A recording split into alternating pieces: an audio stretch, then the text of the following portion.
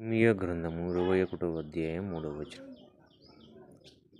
ఇర్మియా వారితో ఇట్లనెను, మీరు సిద్కియాతో ఈ మాట చెప్పుడి, ఇశ్రాయేలు దేవుడైన యెహోవా ఇలాగు సెలవిచ్చుచున్నాడు, బబులోను రాజు మీదను మమ్మను ముట్టడి వేయు కల్దీయుల మీదను మీరు ఉపయోగించుచున్న యుద్ధములను ప్రకారముల బయట నుండి తీసుకుని ఈ పట్టణము లోపలికి వాటిని పోగు చేయించెదను. కోపమును రౌద్రమును అత్యుగ్రతయు కలిగిన వాడనై బాహుబలముతోనూ చాచిన చేతితోనూ నేనే మీతో యుద్ధము చేసేదను.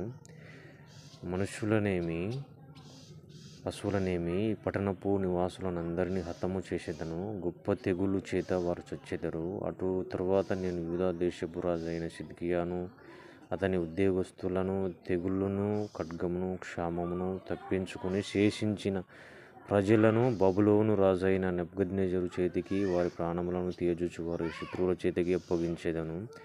అతడు వారి యందు అనుగ్రహముంచకయు వారిని కరుణింపకయు వారి ఎడల జాలిపడకయు వారిని కత్తివాత హతము చేయును.